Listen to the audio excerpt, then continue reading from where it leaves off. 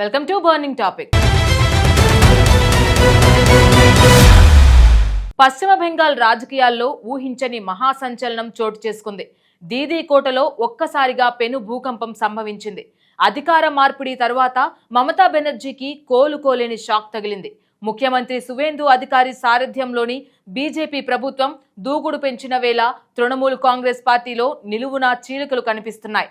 ఇటు ED, IT దాడులతో పాటు అగ్రనేతలపై భౌతిక దాడులు జరుగుతున్న తరుణంలో మమతా బెనర్జీ అత్యవసరంగా పిలిచిన శాసనసభాపక్ష సమావేశం తీవ్ర అవమానకరంగా రద్దయింది. గెలిచిన 80 మంది ఎమ్మెల్యేల్లో ఏకంగా 60 మంది ఈ భేటీకి డుమ్మా కొట్టడం ఇప్పుడు దేశవ్యాప్తంగా పెను సంచలనంగా మారింది. అసలు బెంగాల్లో ఏం జరుగుతోంది? ఎమ్మెల్యేల గైర్హాజరు వెనుక ఉన్న అసలు రహస్యమేంటి?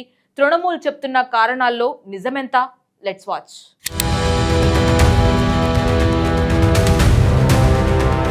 పశ్చిమ బెంగాల్ రాజకీయాల్లో ఒక్కసారిగా పెను భూకంపం సంభవించింది. అధికార మార్పిడి తర్వాత దీదీ కోటలో భారీ చీలికలు వస్తున్నట్లు స్పష్టమవుతోంది. ముఖ్యమంత్రి సువేందు అధికారి వ్యూహాలకు తృణమూల్ కాంగ్రెస్ పార్టీ విలవిలలాడిపోతోంది. మమతా బెనర్జీ పిలిచిన కీలక భేటీకి ఏకంగా 60 మంది ఎమ్మెల్యేలు గైర్హాజరు కావడం రాష్ట్ర వ్యాప్తంగా పెను సంచలనం సృష్టిస్తోంది. గెలిచిన 80 మందిలో కేవలం 20 మంది మాత్రమే రావడం చూస్తుంటే తృణమూల్ భవిష్యత్తు ప్రమాదంలో పడినట్లు కనిపిస్తోంది. పరాజయం భారం ఒకవైపు, ఈడీ, ఐటీ దాడుల భయం మరోవైపు టీఎంసీ నేతలను ఉక్కిరిబిక్కిరి చేస్తున్నాయి. అభిషేక్ బెనర్జీ వంటి అగ్రనేతలపై భౌతిక దాడులు జరగడం పార్టీ కేడర్ను తీవ్ర భయాందోళనకు గురిచేస్తోంది. కాళీఘాట్లోని దీదీ నివాసం ఎన్నడూ లేని విధంగా బోసిపోవడంతో రాజకీయ విశ్లేషకులు ముక్కున వేలేసుకుంటున్నారు. పరిస్థితి చేజారిపోవడంతో చేసేదేమీ లేక మమతా బెనర్జీ శాసనసభాపక్ష సమావేశాన్ని రద్దు చేయాల్సి వచ్చింది. బెంగాల్ పులిగా పేరొందిన మమతకు ఇది రాజకీయ జీవితంలోనే అతిపెద్ద షాక్ అని చెప్పక తప్పదు.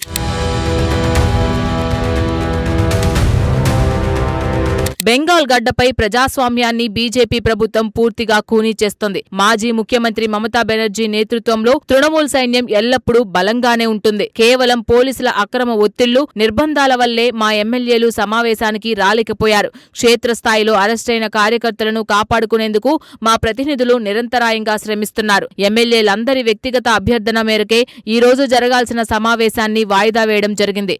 పార్టీలో ఎలాంటి అసంతృప్తి లేదు. అందరం దీదీ నాయకత్వంలో ఏకతాటిపైనే ఉన్నాం. అభిషేక్ బెనర్జీ, కళ్యాణ్ బెనర్జీలపై జరిగిన భౌతిక దాడులను ప్రజలంతా గమనిస్తూనే ఉన్నారు. బీజేపీ అణచివేత వైఖరికి భయపడే ప్రసక్తే లేదని కునాల్ ఘోష్ స్పష్టం చేశారు. రాష్ట్ర వ్యాప్తంగా జరగబోయే నిరసన ప్రదర్శనలు సునామీలా విరుచుకుపడడం ఖాయమని బల్లగుద్ది చెప్పారు. కోల్కతా వేదికగా మమతా బెనర్జీ స్వయంగా చేపట్టబోయే నిరసన దీక్షతో బీజేపీ ప్రభుత్వ పునాదులు కదలక తప్పవని హెచ్చరించారు.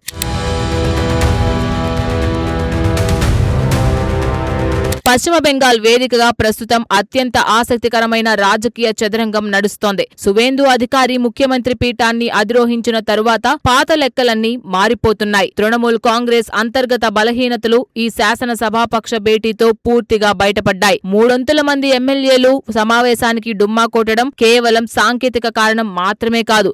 కేంద్ర దర్యాప్తు సంస్థల దాడులకు భయపడి చాలా మంది నేతలు అధికార పార్టీ వైపు చూస్తున్నట్లు గుసగుసలు వినిపిస్తున్నాయి. క్షేత్రస్థాయిలో జరుగుతున్న హింస, భౌతిక దాడులు తృణమూల్ ఉనికిని ప్రశ్నార్థకరంగా మారుస్తున్నాయి. నిరసనల వల్లే ఎమ్మెల్యేలు రాలేదన్న కునాల్ ఘోష్ వివరణలు డ్యామేజ్ కంట్రోల్ చర్యల్లో భాగమే అనిపిస్తోంది. మమతా బెనర్జీ ఇమేజ్ ను దెబ్బతీయడంలో బీజేపీ వ్యూహాత్మకంగా మొదటి అడుగులోనే విజయం సాధించింది. వీటన్నిటికీ సమాధానంగా దీదీ చేపట్టబోయే నిరసన దీక్ష ఆమె రాజకీయ భవిష్యత్తును నిర్ణయించనుంది. రాబోయే రోజుల్లో బెంగాల్ రాజకీయాలు మరిన్ని మలుపులు తిరగడం ఖాయంగా కనిపిస్తోంది.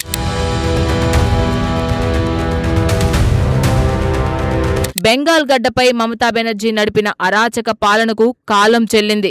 సువేందు అధికారి సారథ్యంలోని బీజేపీ ప్రభుత్వం అవినీతి తిమింగలాల గుండెల్లో నిద్రపోతుంది. టీఎంసీ నేతలు చేసిన పాపాలు పండి ఇప్పుడు ఈడీ, ఐటీ దాడుల రూపంలో వెంటాడుతున్నాయి. మమతా బెనర్జీపై నమ్మకం లేకే ఆమె సొంత ఎమ్మెల్యేలు సమావేశానికి రాకుండా ముఖం చాటేశారని టాక్ వినిపిస్తుంది. 80 మందిలో కనీసం కొందరు కూడా లేకపోవడం తృణమూల్ పతనాన్ని కళ్లకు కడుతోందని అనుకోవాల్సి వస్తోంది.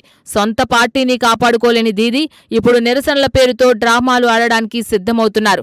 హింసను ప్రేరేపించడం మినహా తృణమూల్ కాంగ్రెస్ కు మరో రాజకీయం చేత కాదని రుజువైంది. ప్రజలు తిరస్కరించిన నాయకులను కాపాడుకోవడానికి పోలీసులు ఒత్తిడి తెస్తున్నారంటూ అడ్డగోలు అబద్ధాలు చెప్తున్నారు.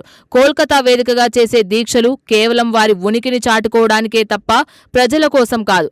బెంగాల్ ప్రజలు ఇకపై తృణమూల్ బ్లాక్మెయిల్ రాజకీయాలను ఎంత మాత్రం సహించరు.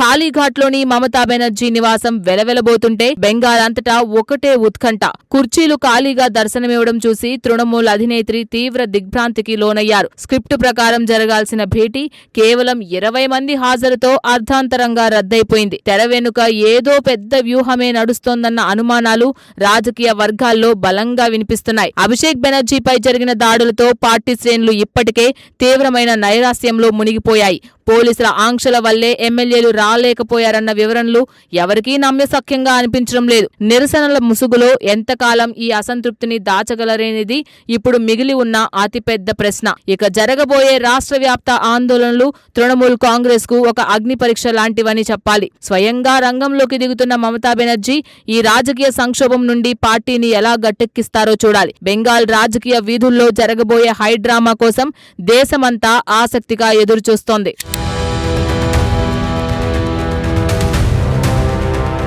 బెంగాల్ వేదికగా ప్రస్తుతం అత్యంత ఉత్కంఠభరితమైన రాజకీయ చదరంగం నడుస్తోంది.